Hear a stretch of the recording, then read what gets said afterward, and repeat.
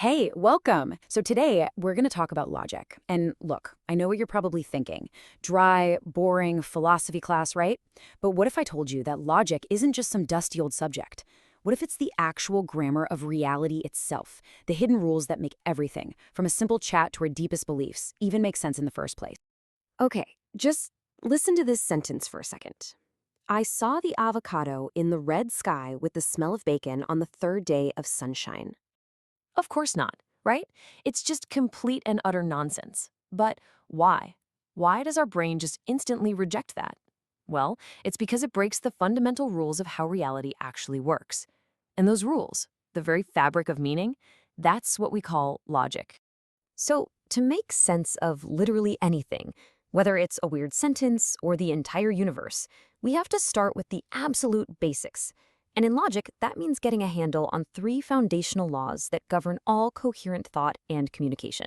First up is the law of identity. And it sounds super obvious, but it's actually profound. A thing is what it is. A is A. A chair is a chair. A truth is a truth. It can't be something else. This simple rule is the bedrock of all clear thinking. It's the starting point that even lets us name things and tell one thing apart from another. Okay, next up is what I like to call the bedrock of all sanity, the law of non-contradiction.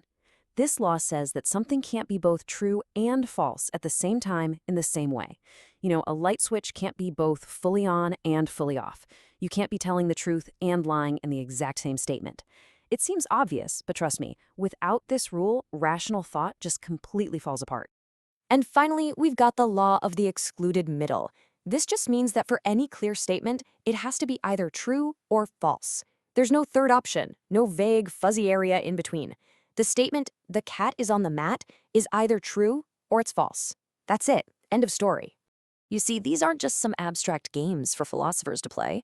They are the essential wiring that makes our reality and our ability to talk about it possible.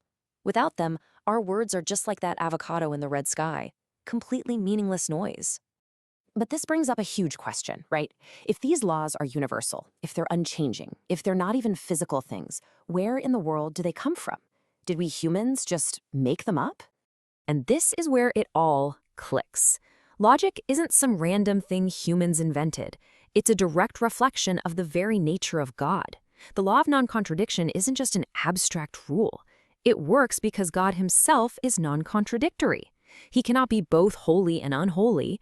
The Bible says God cannot lie or deny himself. So in a way, logic is like a little glimpse into the perfect, consistent mind of God.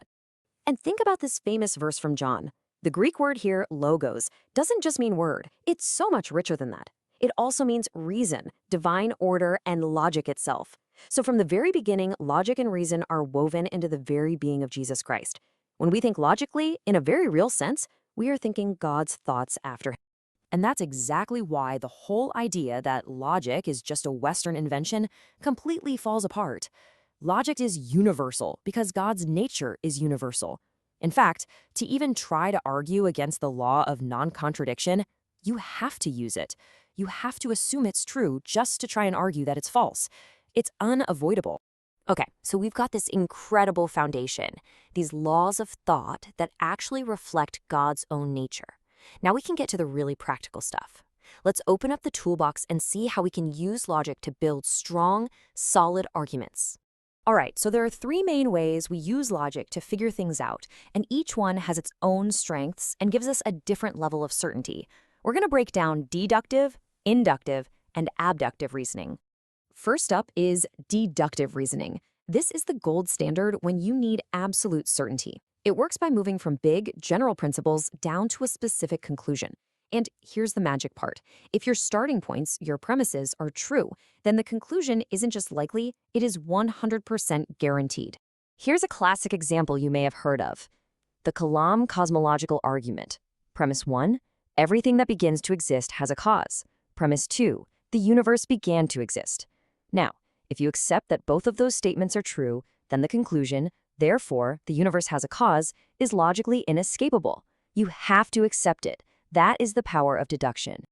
Next up, we've got inductive reasoning. This one is a bit different. It moves from specific, individual observations up to a general probable conclusion. So it doesn't give you that 100% certainty, but it can make a conclusion incredibly likely. Honestly, this is the engine that drives most of science. So take this simple weather analogy. Observation 1, the sky is blue today because I don't see any clouds. Observation 2, in my experience, I can always see the sun when there are no clouds. So what's my conclusion? Therefore, I can probably see the sun today. Is it guaranteed? No. A surprise eclipse could happen, but based on the evidence, it's a very strong, probable conclusion. That's induction. And finally, there's abductive reasoning. I love this one. I call it detective reasoning. It's not about proof or even probability, really. It's about looking at a bunch of facts and figuring out the single best story that connects them all. You do this all the time without even realizing it. All right, put on your detective hat. Here's our case file. Fact 1, Grace and Hope had a big fight. They stopped being friends. Fact 2, 3 weeks go by, and then someone sees them shopping together at the mall. So, how do we explain that? Well, the best explanation is pretty simple. They must have made up. Is that guaranteed? No way. Maybe they just ran into each other by accident and were being polite. But the theory that they reconciled is the single explanation that makes the most sense of all the data we have. Okay, so we've covered the laws of logic, we've seen how they reflect God, and we've looked at the tools for building arguments. But let's get down to it. Why does any of this actually matter in our real day-to-day lives? And this right here brings us to the whole point. Learning to think clearly, learning to think logically, it isn't just some extra credit assignment for Christians. It is a direct command. Loving God with all of our mind is a powerful, profound act of worship. We honor him when we use the incredible rational minds he gave us, and when we use them well. Honestly, think of logic as your own personal, built-in BS detector. It helps you spot weak, manipulative, or just plain nonsensical arguments out in the world. And it equips you to build strong, compelling, and truthful cases for what you believe. Our faith doesn't fear logic. It is a faith built on deep reason. These tools can give you so much confidence in a world that feels really confusing. So I'll just leave you with this question to chew on. If clear, logical thinking is really a way of reflecting the very mind of God himself, then what truth, big or small, is he calling you to build a clear, compelling, and loving case for in your own life?